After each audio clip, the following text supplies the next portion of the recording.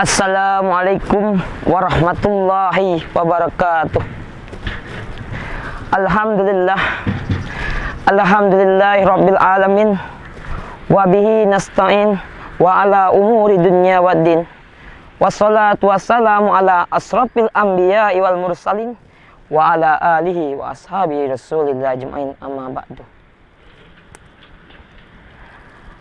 Yang pertama kalinya yang harus kita ingatkan, ditanamkan hakikat daripada jiwa kita sendiri, yaitu harus kita ingat, yaitu yang pertama, nikmat yang diberikan Allah Subhanahu wa Ta'ala kepada kita semua. Nikmatnya yang terbagi dua. Yang pertama ada nikmat yang jasmani, yang kedua nikmat yang rohani. Nikmat yang jasmani bagaimana? Yaitu kita dapat pergi ke mushola, kita dapat mengejar pengajian umum, kita dapat mendengar penyalis taklim. Semua makhluk mempunyai daripada itu nikmat daripada jasmani. Dapat meminta mencari uang, itulah daripada gunanya nikmat jasmani yang diberikan oleh Allah Ta'ala kepada kita. Yang kedua daripada nikmat, yaitu nikmat yang rohani. Nikmat yang rohani, tidak semua makhluk di atas dunia ini akan mempunyai daripada nikmatnya, yaitu nikmat iman dan Islam. Yang kedua yaitu salawat kepada Nabi Muhammad SAW. Beliau memperjuangkan agama Islam, mati-matian beliau memperjuangkan agama Islam, bermandikan anak yang bermandikan darah, berselimutkan dengan anak pedang dan anak panah demi menegakkan kalimat tauhid la ilaha illallah. Selawatnya yang berbunyi Allahumma salli ala Sayyidina Muhammad wa ala ali Sayyidina Muhammad wa barik wa sallim. Di kesempatan ini, pada waktu hari ini, wahai kaum muslimin dan muslimah, pemuda-pemudi semua, berikan waktu saya untuk sejenak, untuk berdiri di depan kalian semua, untuk menyampaikan satu patah dua kata. Karena teringat kita sebuah makalah yang sering dilantunkan para pendai, yaitu Baligul anni walau ahya, sampaikan olehmu walaupun itu satu ayat kita sampaikan. Qulil haqqa walau kana muran, sampaikan olehmu, katakan olehmu walaupun sekalipun itu kita pahit untuk mengatakannya. Langsung saja mungkin saya berdiri depan saudara-saudara kaum muslimin muslimat, pemuda-pemudi, yaitu akan menyampaikan satu patah dua kata yang ada kala kata-kata yang menjadi hulangan bagi kita semua, yaitu takwa bersumberkan daripada ilmu. Takwa di dalam tuliskan di dalam kitab tafsir Al-Quran Jalalain dikatakan Bismillahirrahmanirrahim, imtisalu awamirillah wajitinabu nawahi. Orang yang baru bisa dikatakan takwa di depan hadapan Allah, orang baru bisa memakai derajat daripada takwa adalah yaitu orang yang menjunjung tinggi perintah Allah, orang yang selalu mengerjakan perintah Allah dan menjauhi segala larangannya.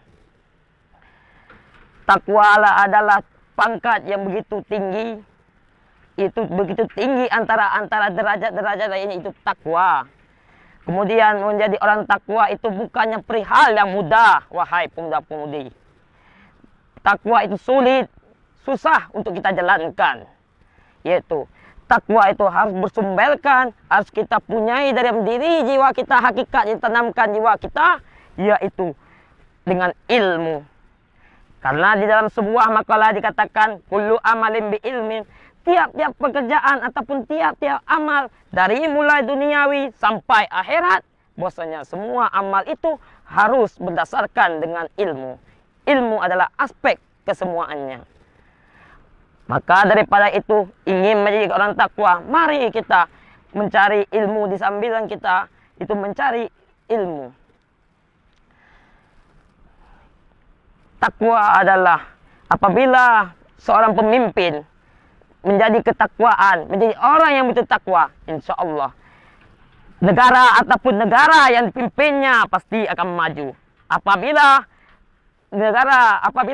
orang yang tidak bertakwa menjadi seorang pemimpin, maka ingatlah sebalik daripada itu, maka akan menerima kehancuran yang ada di atas dunia ini. Takwa di dalam kitab Wasiyatul Mustafa, yaitu kitab wasiat Nabi Muhammad, itu kepada Sayyidina Ali dikatakan oleh Nabi, "Hai Ali, littaqi salasu alamatin." Orang takwa yaitu ada 3 tanda. Yang pertama adalah orang yang menjauhi perbuatan dusta.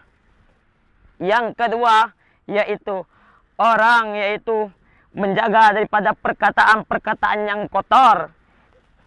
Yang ketiga, menjauhi daripada pergaulan-pergaulan yang membawai kepada pekerjaan yang haram.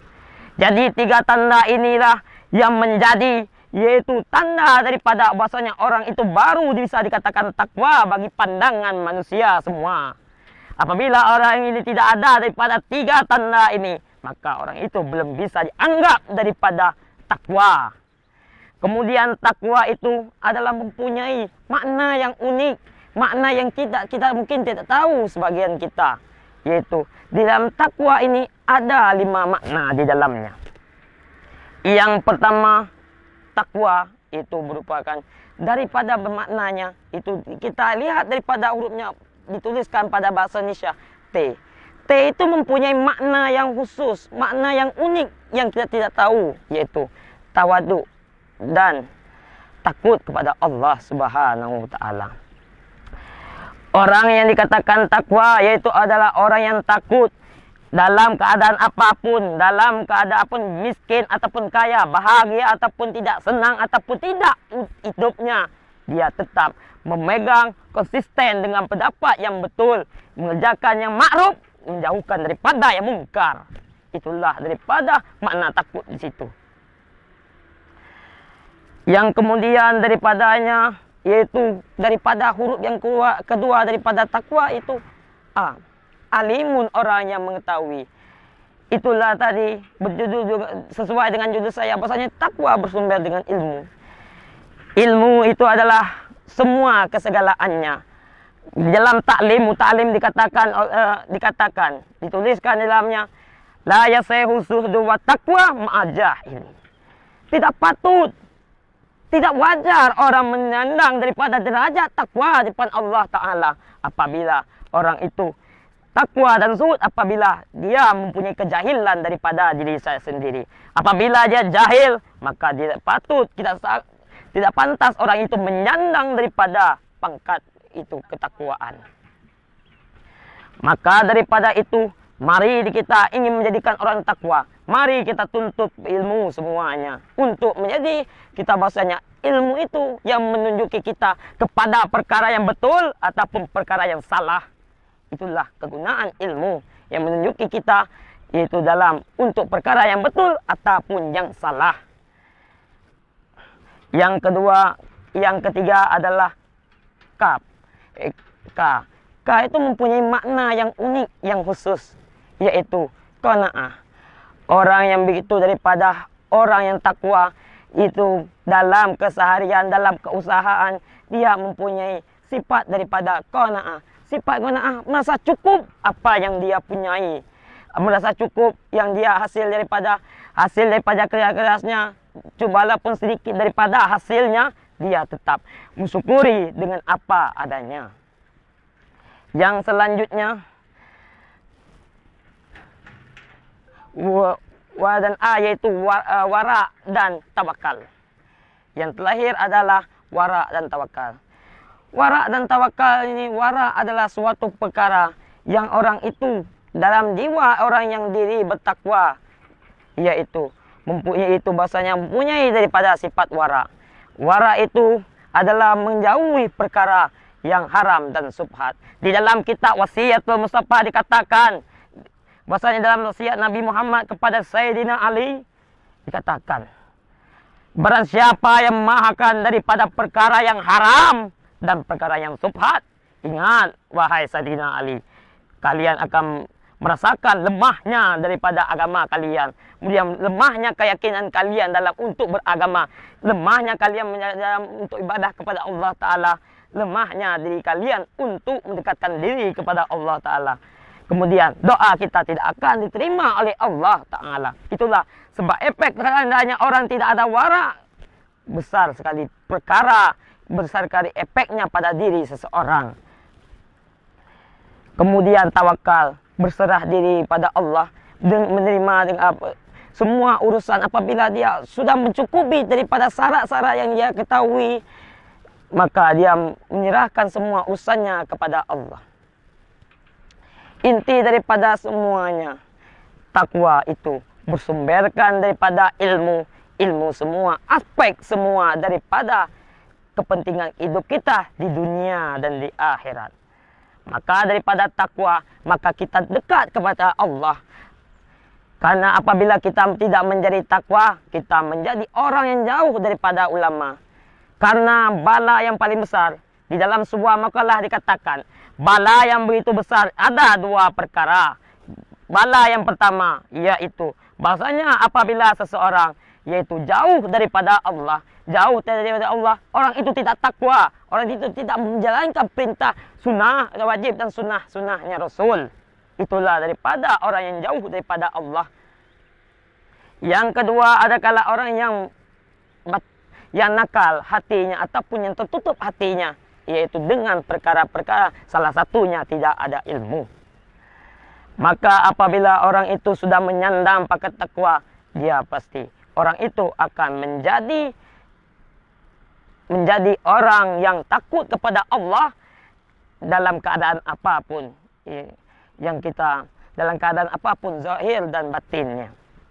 Wahai pemuda-pemudi semua, mari mulai detik ini, jam ini, hari ini, mari kita rubahkan semuanya. Mari kita untuk bersemangat menjadi orang yang bertakwa beserta mempunyai ilmu. Apabila kita menjadi orang yang takwa beserta ilmu, insya Allah semua dunia akan aman. Apabila daripada sebaliknya, maka tidak aman dunia ini, maka hancur dunia dan agama ini.